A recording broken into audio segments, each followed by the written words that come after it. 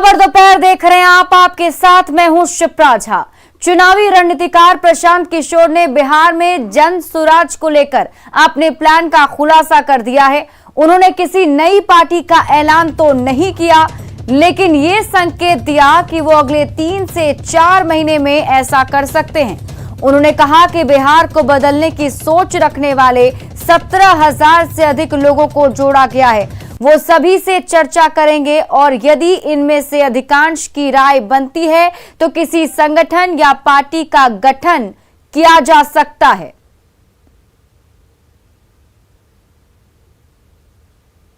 अभियान के तहत प्रशांत किशोर बिहार में पदयात्रा करेंगे। प्रशांत जी, पदयात्रा की नौबत क्यों आ गई बिहार में? इसमें नौबत का क्या है, हम लोगों ने जैसा आपको बताया कि 30 वर्ष के लालू जी और नीतीश जी के राज के बाद आज उन्होंने बहुत सारे अच्छे काम करे हैं, जैसे जिसकी मैंने चर्चा अभी की है। लेकिन उनके अच्छे कामों के बावजूद सच्चाई ये है कि 30 वर्ष के बाद देश में बिहार आज भी सबसे गरीब और सबसे पिछड़ा राज्य है। विकास के ज्यादातर मानकों पर बिहार आज देश में सबसे निचले पायदान पर है। तो उसको जो हमने पीछे 15 साल या 20 साल का जो रास्ता हमने तय किया है या जो रास्ता हमने अपनाया है, स्वाभाविक है कि अगर बिहार को अग्रणी राज्यों के श्रेणी में जाना है, अगर हमें 10 साल 15 साल में अपनी जर्नी अलग करनी है, तो उसके लिए एक नए सोच और नए प्रयास की जरूरत है। मेरा ऐसा मानना है कि ये नई सोच या नया प्रयास किसी एक व्यक्ति विशेष या किसी पार्टी विशेष का विशेषाधिकार नहीं हो सकता है। किसी दल के साथ क्यों नहीं जा रहे? या तो नीतीश कुमार हो, लालू यादव हो, या फिर अन्य किसी दल के साथ जाने की बात? ये दल या जो नेता हैं जिनके साथ मैंने पहले काम भी किया है, इन्होंने तो पिछले 30 साल बिहार को चलाया है और इनके प्रयासों के बावजूद हम हैं जहां पर हैं। इनके प्रयासों के बावजूद बिहार की स्थिति जो है वो आपके हमारे सामने है। तो फिर उन्हीं दलों के साथ जाकर फिर वही प्रयास करने से तो कोई डिफरेंट रिजल्ट नहीं आ सकता है। मैं कोई दल बना नहीं रहा हूं, मैं सिर्फ ये कह रहा हूं कि इस सोच को लेकर पब्लिक में, जनता में हमें जाना है। जाने के माध्यम कई हो सकते हैं। मैं समझता हूं कि अगर सबसे ज्यादा लोगों से मिलना है तो मुझे उसके लिए प्रयास करना होगा, मुझे पदयात्रा करनी पड़ेगी, मुझे लोगों के घर घर जाकर मिलना होगा, उनसे बात करनी होगी।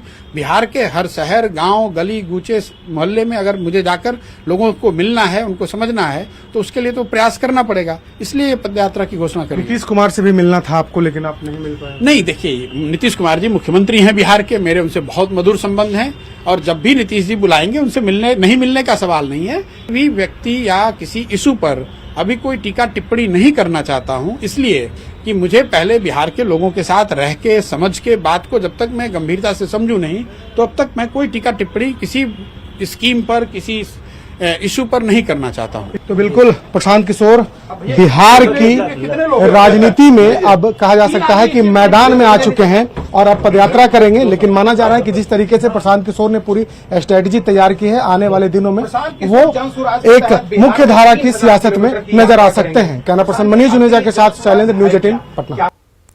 और प्रशांत किशोर के प्रेस कॉन्फ्रेंस के बाद राजनीतिक दलों ने प्रशांत किशोर पर हमला बोला है। हिंदुस्तानी अवाम मोर्चा के प्रवक्ता दानिश रिजवान ने प्रशांत किशोर को एक बिकाऊ आदमी बताया है, तो दूसरी तरफ कांग्रेस ने प्रशांत किशोर को अवसरवादी आदमी करार दिया और उनके बयानों को राजनीतिक झांसा करार दिया। पैसे और मैनेजमेंट के नाम पर प्रशांत किशोर जी ने बिहार की सियासत में खुद को स्टेबल करने की कोशिश करी। बिहार विधानसभा के चुनाव के वक्त 2015 में हर तरफ माननीय मुख्यमंत्री नीतीश कुमार जी की विकास की गाथा गाए फिरते थे। कहते थे विकास का मतलब नीतीश कुमार जी होता है। और अब उनकी जब खुद की राजनीतिक महत्वाकांक्षा जागी है तो बिहार के विकास पर माननीय मुख्यमंत्री नीतीश कुमार जी के कामकाज पर सवाल उठा रहे हैं। प्रशांत किशोर को अपने लिए वोट बैंक का पॉकेट तलाश करने के लिए कुछ समय चाहिए, सिर्फ यही एक सत्य है। इसीलिए वो यात्रा और सारी बातें कर रहे हैं। बाकी सब सिर्फ और सिर्फ एक राजनीतिक झांसा है। वहीं आरजेडी के प्रवक्ता मृत्युंजय तिवारी ने प्रशांत किशोर पर प्रक्रिया देते हुए कहा कि हर कोई निर्णय लेने को स्वतंत्र है, पर बिहार में तेजस्वी के आगे किसी का जोर नहीं चलने वाला। बिहार में कौन क्या कर रहा है, नहीं कर रहा, इससे कोई लेना देना हमारा नहीं है। सब लोगों को अधिकार है, सब लोग आज़ाद हैं, जनता के बीच में जाएं, राजनीतिक दल बनाएं। और कौन क्या कर रहा है, क्या बोल रहा है, क्या कह रहा है, इसको कोई तवज्जो जनता पहले देगी, तब ना फिर इस पर कुछ प्रतिक्रिया दी जाएगी। सब लोग जनता के बीच में जाने की बात करते हैं। बिहार में तेजस्वी यादव जी के नाम का जो शोर है उसके आगे किसी का जोर नहीं चलेगा। प्रशांत किशोर के प्रेस कॉन्फ्रेंस पर सत्ताधारी जेडीयू ने पलटवार किया। पार्टी नेता और बिहार सरकार के मंत्री विजेंद्र यादव ने प्रशांत किशोर पर प्रतिक्रिया देते हुए उन्हें पूरी तरह से राजनीतिक व्यक्ति करार दिया और कहा कि लोकतंत्र में सबको यात्रा करने का अधिकार है, इससे जेडीयू पर कोई फर्क नहीं पड़ने वाला। लोकतंत्र में किसी को कोई यात्रा करने से और नाचने से और क्या कहते हैं गाना गाने से रोक देगा क्या? ना तो फिर फ्रीडम है ही, कोई नाम यात्रा करना। कौन पॉलिटिकल आदमी है वो? विभिन्न राज्यों में विभिन्न पार्टियों के लिए काम को करने किए हैं, इसके एक्सपर्ट हैं वो। प्रचार का नारा बनाते हैं, नारे के आधार पर वो कोई जीत जाता है तो पूछते हैं कि हम ही जिता दिए, और जहाँ हार गए। और इसी बीच सिवान से बड़ी खबर आपको बता दें, मंगलसूत्र चोरी का वीडियो वायरल हुआ है। बड़ी खबर आपको बता रहे हैं सिवान से, जहां मंगलसूत्र चोरी का वीडियो वायरल हुआ। दुर्गा मंदिर की प्रतिमा से चोरी की जा रही थी, जिसमें सीसीटीवी में ये चोरी की घटना रिकॉर्ड हो गई है और वो सीसीटीवी फुटेज सामने आया है और वो वीडियो अब वायरल हो गया है। फिलहाल पुलिस उसी वीडियो के आधार पर कार्रवाई में जुटी हुई है।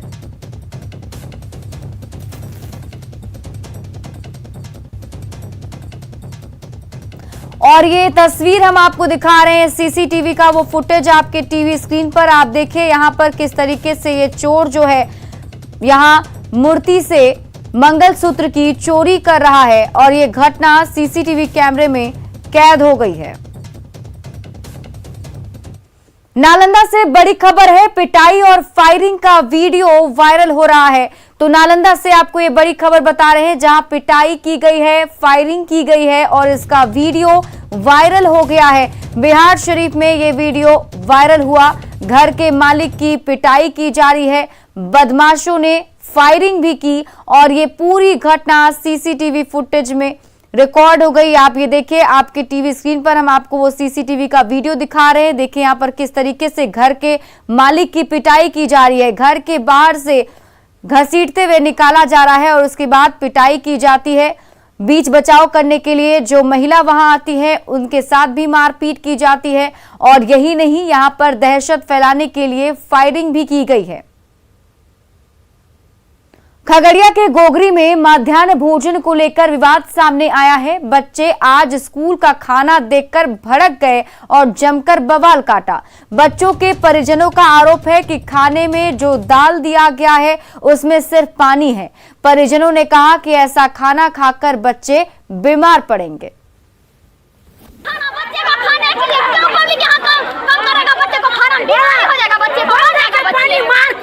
और पूर्णिया से बड़ी खबर आपको बता दें, यहां दम घुटने से 2 लोगों की मौत हो गई, जबकि एक व्यक्ति की हालत गंभीर बताई जा रही है। शहर के खजांची थाना क्षेत्र में सेप्टिक टैंक साफ करने के लिए मजदूर अंदर घुसे थे, लेकिन जब उनका दम घुटने लगा तब मकान मालिक भी अंदर घुसकर उन्हें निकालने की कोशिश करने लगे, लेकिन दोनों का वहां दम घुट गया और अस्पताल लाते लाते मौत हो गई। वहीं घटना के बाद परिजनों का गुस्सा अस्पताल प्रशासन पर फूटा। परिजनों का कहना है कि समय पर एम्बुलेंस नहीं मिला, जिसकी वजह से दोनों की जान चली गई। बाथरूम का सेप्टिक टैंक जो नया बनाया गया था उसका सेंटरिंग खोलने के क्रम में आज एक बड़ी हादसा समाज में हुई। ये हादसा हुई मोहम्मद सलीम साहब अंसारी साहब के घर में, जो मकान मालिक हैं। इनके यहाँ इन्होंने एक मजदूर बुलाया, जिस मजदूर का नाम रमेश यादव है, बनमनखी के रहने वाले हैं। नीचे उतरे थे टैंक सेंटरिंग खोलने के लिए और जब उनका दम घुटने लगा तो उनकी आवाज़ पर मकान मालिक मोहम्मद सलीम अंसारी खुद नीचे उतरे और उनका भी दम अंदर में ऑक्सीजन की वजह से घुटने लगा। तब इनके दामाद मोहम्मद मंजूर अंसारी भी वो नीचे उतरे और तीनों अंदर में ही फंस गए। 2 की कैजुअल्टी हो गई, जिसमें रमेश यादव और ये यहाँ पर हैं। जो टंकी है उस टंकी में कार्बन डाइऑक्साइड का रहता है, इसके बाद में मीथेन का गैस रहता है और बहुत सारा पॉइजनस गैस रहता है, जो इनहेल करने से आदमी सीडेशन और डेथ की संभावना होती है। ये कितना देर तक सर्वाइव कर सकता है उस तरह के गैस में? इसके लिए एडजेक्टिव मन अगर मेन प्रॉब्लम से अगर उसको सफोकेशन हो गया तो उसको ऑक्सीजन का डिफिशियंसी होगा तो कितना देर सर्वाइव कर, 1-2 मिनट सर्वाइव करेगा।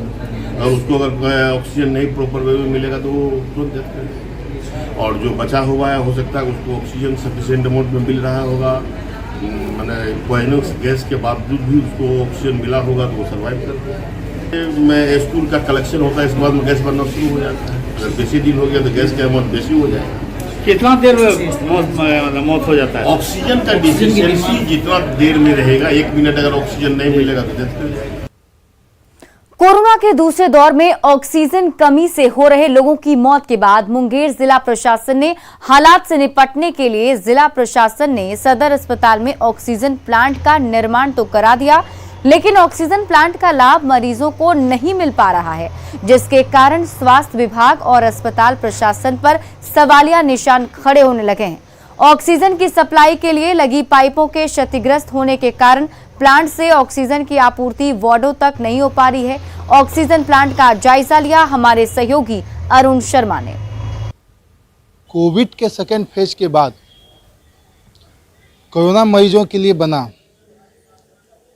ऑक्सीजन प्लांट, जिसे पीएम केयर फंड से बनाया गया है, पिछले 1 सप्ताह से बंद है।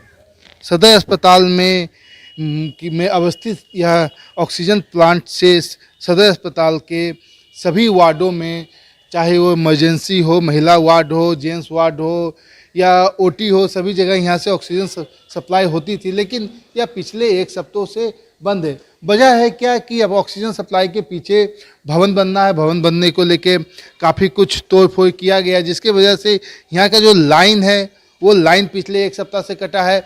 कई जगह पे पाइप जो है, ऑक्सीजन सप्लाई का जो पाइप है वो फट गया है, जिस वजह से यहाँ से ऑक्सीजन सप्लाई अभी नहीं बन रहा है। ऐसे में जो यहाँ के टेक्नीशियन हैं उनका भी कहना था कि उन्होंने यहाँ की जो सीएस है उनको उन्होंने बता दिया है कि यहाँ का जो पाइपलाइन है वो फटा है, लेकिन अब तक इसे ठीक नहीं किया गया। ऐसे में जो भी इमरजेंसी सेवा में जो भी ऑक्सीजन की सप्लाई है वो अभी जो है वो रिफिल होकर सिलेंडर के माध्यम से आती थी, जो काफ़ी पैसे भी लगते हैं और समय भी उसमें काफ़ी होता है। अपना साथ में यहाँ के जो टेक्नीशियन हैं हम उन्हीं से जानेंगे कि क्या मामला है, कब से बंद है, क्या मामला है, कब से बंद है। ये इलेक्ट्रिक शॉर्ट होने के वजह से बिजली कट गई हमारी और निर्माण भी हो रहा है, इसके वजह से ऑक्सीजन भी सभी वार्डों में जाना नहीं बन रहा है। फिलहाल हम लोग इमरजेंसी में सप्लाई दे रहे हैं। इमरजेंसी में भी तो सप्लाई बंद हो गई जब लाइन ही बना हुआ, तो लाइन 2-3 दिन से कटा हुआ है। लाइन 2 दिन से कटा हुआ, तो क्या इसकी सूचना आपने सीएस को दी? हाँ सर, मैंने रिपोर्ट कर दी है सभी। रिपोर्ट कर, उन्होंने आश्वासन दिया कब तक चालू होने की? उन्होंने कहा कि बहुत जल्दी इसको हम चालू करेंगे वायर खरीदारी के बाद। तो अभी कहीं सप्लाई हो रहा है कि नहीं? नहीं, फिलहाल प्लांट के द्वारा कहीं नहीं हो रहा है। प्लांट में ऑक्सीजन बचा हुआ है कि पूरा खत्म हो गया है? नहीं सर, जब चालू करते हैं तभी इसको सप्लाई देते हैं। अच्छा, इसके पहले बंद के नहीं सर। आपने देखा कि जब ऑक्सीजन प्लांट चालू होगा तो ही सप्लाई यहाँ के अस्पताल को मिल पाएगा, अन्यथा नहीं मिल पाएगा। ऐसे में एक सप्ताह से सदर अस्पताल में जो ऑक्सीजन की सप्लाई बंद है, उससे कहीं ना कहीं ये समझ में आता है कि यहाँ के अस्पताल प्रबंधक जो है वो अभी सोए हुए हैं, जबकि यहाँ के टेक्नीशियन ने इस चीज़ की जानकारी यहाँ के सीएस को ऑलरेडी दे दी है। ऐसे में ऑक्सीजन प्लांट के लिए जो कनेक्शन कटा हुआ है उसे नहीं ठीक करवा पाना कहीं ना कहीं ये ठीक चीज़ नहीं है, इससे मरीजों को ही हानि होगी। अरुण शर्मा, न्यूज़ 18 मुंगेर। गोपालगंज की आईएसओ सर्टिफाइड मॉडल सदर अस्पताल में बने आंख अस्पताल में मरीजों का इलाज नहीं हो रहा है। करोड़ों की लागत से बने इस आंख अस्पताल का स्वास्थ्य मंत्री मंगल पांडे ने 14 अक्टूबर 2019 को उद्घाटन किया था। उद्घाटन के बाद से अब तक महज 31 मरीजों का इलाज किया गया है। मरीजों का कहना है कि डॉक्टर नहीं आते हैं। हर रोज मरीज आंख अस्पताल में पहुंचते हैं और डॉक्टर का इंतजार करके चले जाते हैं। ये हाल तब है जब यहां 2 नेत्र रोग विशेषज्ञ और 4 स्टाफ की पोस्टिंग है। लोगों का कहना है कि जिन डॉक्टरों की पोस्टिंग हुई है उनका निजी अस्पताल भी सदर अस्पताल के सामने चलता है, इसलिए यहां मरीज कम आते हैं। सदर अस्पताल में आंख अस्पताल का जायजा लिया न्यूज़ 18 संवाददाता गोविंद कुमार ने। अप्रैल 2021 से 31 मार्च 2022 तक कुल 31 मरीजों का सफलतापूर्वक ऑपरेशन कर दिया गया है। और कितने वहाँ से डॉक्टर और कर्मी पोस्टिंग है? वहाँ डॉक्टर राकेश कुमार चिकित्सक हैं, नेत्र सर्जन, उन्हीं के द्वारा सारा शल्यक्रिया की जाती है। गोपालगंज सदर अस्पताल का हाल बेहद ख़राब है। यहाँ मरीजों को सुविधाएं नहीं मिल पा रही है। अभी हम मौजूद है सदर अस्पताल के आँख अस्पताल के पास। ये आँख अस्पताल का 2 मंजिला भवन है, आप देख सकते हैं। और ठीक यहाँ नीचे आँख दिखाने के लिए जो मरीज आए हैं वो बैठे हुए डॉक्टर के इंतज़ार में है, लेकिन यहाँ कोई ना तो डॉक्टर है और ना ही कर्मचारी है। इस आँख अस्पताल का उद्घाटन स्वास्थ्य विभाग के मंत्री मंगल पांडे के द्वारा किया गया था। 24 अक्टूबर 2019 को करोड़ों रुपए की लागत से इस आँख अस्पताल का उद्घाटन हुआ, इसलिए कि यहाँ मोतियाबिंद की मरीजों का ऑपरेशन हो सके। लेकिन तकरीबन अगर 14 महीनों के आंकड़ों पर बात करें, सरकारी आंकड़ों पर, तो महज 31 मरीजों का ऑपरेशन हो पाया है। यहाँ पर 2 डॉक्टर हैं, 4 कर्मचारियों की पोस्टिंग है। दिक्कत क्या है? हमारा आँख में दिक्कत बा। आँख बनवावे के बाद डॉक्टर साहब के पते नहीं खे। आँख सही आँख में दिक्कत बा देखावे के। कब से आ रही है परेशानी? 3-4 हलिया के फिर के चल गई, नहीं की भेंट हो। कोई मिल ही नहीं पा रहा? ना, कोई नहीं के मिला। क्या दिक्कत है आपको? हमरा बचदानी में सूजन हो गई बा। पैसा मांगता लो अइला के बाद, बाहर के दवाई लिख देता लो। बाहरी के दवाई लिखले रहनी लोग की जाकर किन के लिया बताई कहाँ से किनब सो? गरीब आदमी बाहर से दवाई कहाँ से किनब सो? बाहर से दवाई खरीदने के लिए बोला जा रहा है। आँख अस्पताल भी बंद है। आँख अस्पताल बंद, आँख से दिखाओ करो। क्या नाम है आपका? नाम अब का लिखे। तो यहाँ जो मरीज है वो खासे परेशान है। विगत कई दिनों से यह आँख अस्पताल बंद है और सरकारी आंकड़ों की बात करें तो महज 31 मरीजों का 14 महीने में ऑपरेशन हो पाया है। इससे अंदाज़ा लगा सकते हैं कि इस आँख अस्पताल का क्या हाल है। गोविंद कुमार, न्यूज़ 18, गोपालगंज।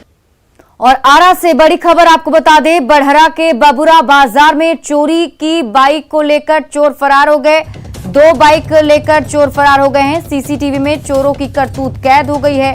आपको बता दें कि अब सीसीटीवी फुटेज के आधार पर पुलिस चोर की पहचान करने में जुटी हुई है। और ये सीसीटीवी तस्वीर हम आपको दिखा रहे हैं। देखें यहाँ पर किस तरीके से आराम से बाइक चोर जो है वो बाइक लेकर फरार हो जाता है।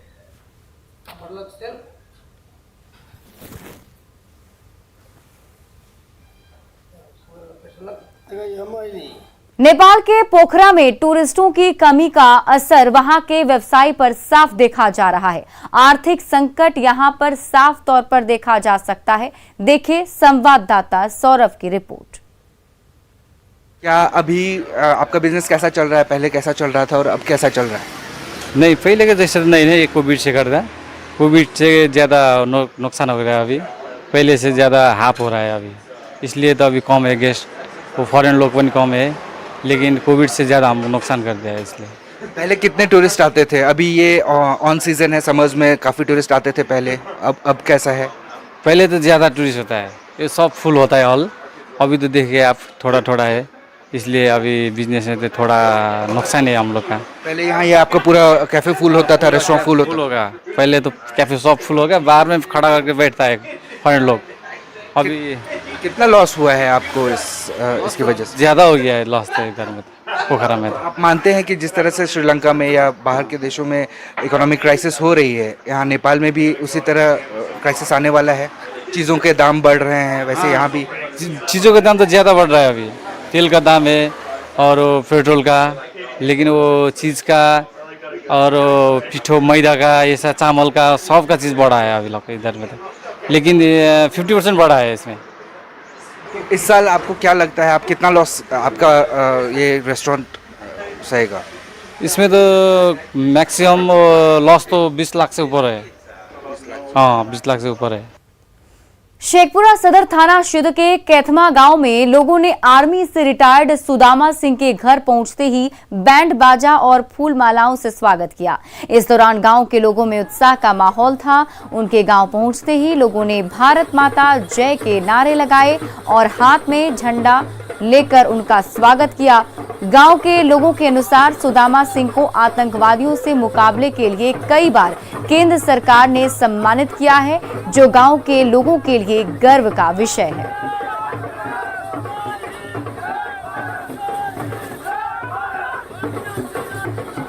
और फिलहाल इस बुलेटिन में अभी के लिए बस इतना ही, लेकिन न्यूज़ 18 बिहार झारखंड पर खबरों का सिलसिला लगातार जारी है।